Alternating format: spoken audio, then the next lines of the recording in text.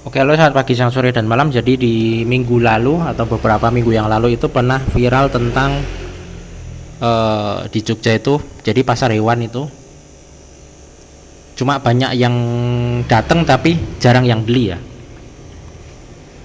Di salah satu pasar hewan di Jogja itu kasusnya sudah lama tapi baru saya coba analisa apa yang terjadi, karena biar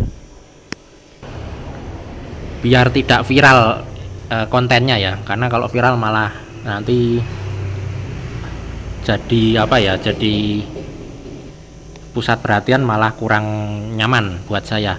Nah, menurut saya itu bukan menurut saya, jadi setelah itu saya baca komen-komennya, alasan pasar hewan itu sepi itu karena katanya harganya mahal. Yang kedua, mungkin banyak oknum yang menipu ya. Nah, yang saya fokuskan itu adalah kenapa harganya mahal. Itu bisa saya simpulkan alasannya karena saya juga pelaku usaha jual beli, bukan jual beli apa, jualan hewan peliharaan ya. Jadi selain ikan saya juga jualan macam-macam binatang seperti tanaman hias, udang hias, keong hias, bahkan kadang ayam juga. Nah, orang sering bertanya ya, kenapa harga di pasar malah mahal ya, seperti harga di mall. Jadi orang bertanya-tanya seperti itu. Nah, kalau menurut saya itu ada banyak alasan. Jadi biasanya orang yang jualan di pasar ikan hias tersebut atau binatang hias tersebut itu mereka tuh bukan peternak. Jadi mereka itu sudah orang ketiga. Jadi orang pertamanya itu biasanya peternak ya. Nah, jadi orang pertamanya itu biasanya peternak. Kemudian orang keduanya itu adalah pengepul. Kemudian orang ketiga itu adalah penjual. Nah, oleh sebab itu harganya menjadi melonjak. Karena di peternak biasanya orang jualnya juga, misalnya contoh ya, jualan ikan lohan misalnya. Di peternak misalnya harganya 20.000. 25 lah, 25.000. Kemudian ketika sudah masuk ke tangan pengepul jadi 50.000. Kemudian sudah masuk ke tangan penjual jadi bebas. Kalau tangan penjual itu bisa 100.000, bisa 200, paling rendah itu biasanya 100.000 atau 2 kali lipat dari harga pengepul. Kenapa alasannya? Alasannya itu karena di biaya operasional. Nanti kan si ikan lohan ini kan harus dikasih makan, harus dikasih air, aerator, listrik dan sebagainya. Itu kan butuh filter, maksudnya itu kan butuh biaya listrik juga ya. Yang kedua itu alasannya untuk mengurangi kerugian. Jadi karena ini binatang hidup yang dijual, tidak semuanya binatang itu akan selamat ya. Contoh misalnya, apalagi kalau dari pengepul atau dari peternak itu kan biasanya ikannya masih kondisinya itu belum di karantina ya, biasanya masih ada kutunya, masih ada penyakitnya, masih ada itu. Jadi sebagian nanti tidak survive. Contohnya misalnya penjual, pemilik kios di pasar tersebut, misalnya dia membeli ikan lohan ya, contohnya dia membeli ikan lohan sebanyak, misalnya paling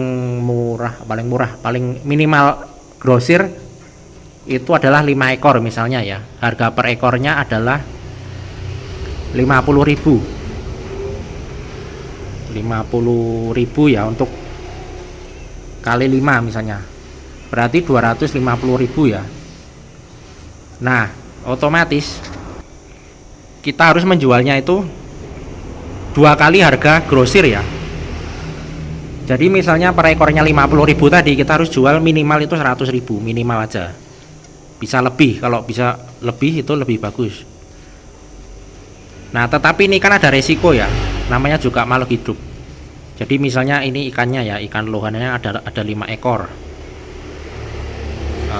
5 ekor ini contohnya ikan lohannya tersebut ada 5 ekor. Nah, tiba-tiba mengalami kendala. Misalnya ini mati 3 ya. Ini mati, ini metong. Nah, sisa 2. Otomatis kita tidak bisa menjualnya dengan harga 100.000. Misalnya ini kalau kita jual 100.000, ini juga kita jual dengan 100.000, otomatis nanti untung kita cuma 200.000. Padahal tadi kita belinya modalnya adalah tadi 250.000 ya, modalnya tadi 250.000. Jadi masih minus 50.000. Nah itu. Jadi bukannya untung malah rugi. Nah makanya tuh kenapa pedagang di pasar itu kenapa ikannya mahal, itu karena untuk menutupi kos biaya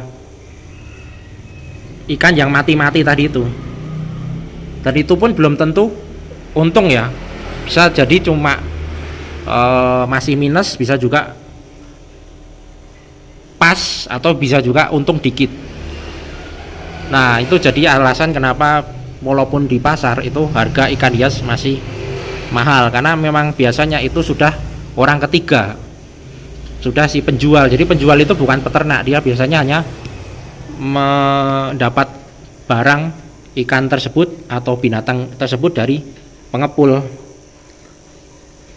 dan resikonya itu adalah kematian tadi itu. Selain itu juga biasanya kalau di pasar itu kan ada biaya kebersihan misalnya, itu kan juga biaya sewa ruko, mungkin juga biaya bayar karyawan, biaya listrik dan sebagainya. Nah jadi biaya operasional itu bisa membuat harga-harga ikan atau binatang hias yang dijual di situ jadi melonjak naik ya. Solusinya kalau kita ingin membeli ikan atau hewan itu dengan harga yang murah itu di pasar yang khusus pengepul, bukan pasar kios jualan ikan hias yang umum, tapi kita jualan di pasar ikan hias khusus pengepul. Misalnya kalau di Jawa Barat atau Jakarta itu kan ada kayak Jatinegara, nah itu kan memang khusus untuk pengepul yang ingin jualan ikan hias atau beli ikan untuk dijual lagi, maksudnya seperti itu. Jadi kalau misalnya kita mau membeli ikan atau binatang hias yang memang tujuannya untuk dijual, ya jangan ke tempat yang memang untuk jualan mereka jualan secara eceran, tetapi kita cari yang khusus untuk jualan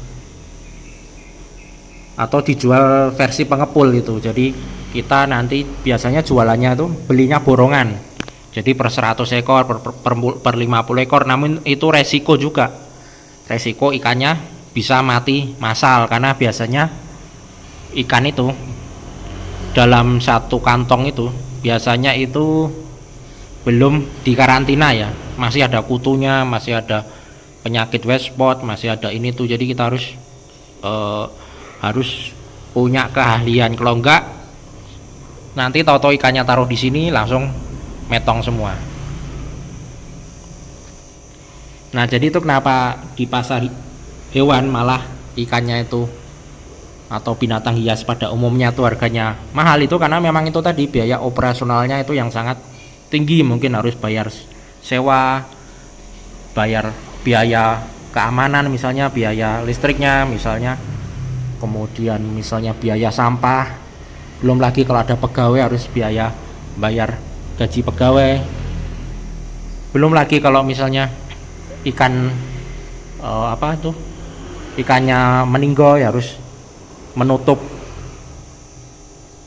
ikan yang meninggal itu dari menaikkan harga barang atau ikan yang ada di situ, belum lagi biaya kasih makannya dan sebagainya. Nah solusinya kalau kita sebagai pembeli ya kita beli aja Kalau misalnya ikannya itu bagus, nah kita beli.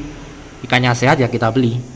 Namun hindari oknum ya, oknum yang suka menipu, karena ada juga yang tidak jujur ya. Mungkin ikannya itu reject, dibilangnya ikan bagus. Pernah juga saya beli dulu itu, bilangnya sepasang, taunya jantan semua. Jadi hindari penjual yang seperti itu.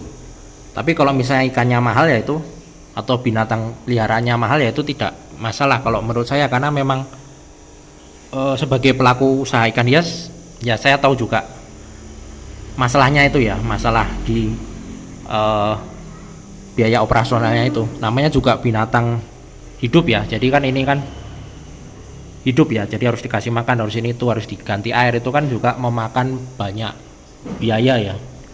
Nah jadi solusinya yang ingin mencoba untuk usaha ikan hias, coba dipikirkan juga dulu biaya operasionalnya dan juga tenaga, karena beda dengan kita jualan barang mati, misalnya jualan batu atau jualan toko bangunan misalnya yang tidak perlu dirawat, cuma ditaruh di etalase sudah gitu aja, paling cuma dilap biar tidak berdebu ya. Tapi untuk ikan hias atau hewan hias kita harus merawatnya, harus kita cek apakah dia sakit, apakah dia kelaparan, buang kotorannya. Nah itu memakan banyak energi. Nah saya dulu awal-awal juga kira enak jualan ikan hias atau apa, taunya capek juga. Jadi dari pagi sampai siang itu harus mengecek ini ikannya, harus dikasih makan, harus disifon. Kalau kita cek misalnya ada yang mulai ikannya nggak mau makan, nggak mau itu, nah sudah harus disifon. Atau jangan sampai ikannya mager dulu baru kita sifon, nanti terlambat. Jadi sebelum ikannya mager, sakit, sirupnya kuncup, nah harus sudah kita ini lagi apa, dirawat airnya ya, dibuang air kotornya, diganti air baru dan sebagainya. Nah jadi itu untuk tema kali ini hanya berbagi pengalaman saja. Oke, sampai di sini saja. Selamat pagi, siang, sore, dan malam.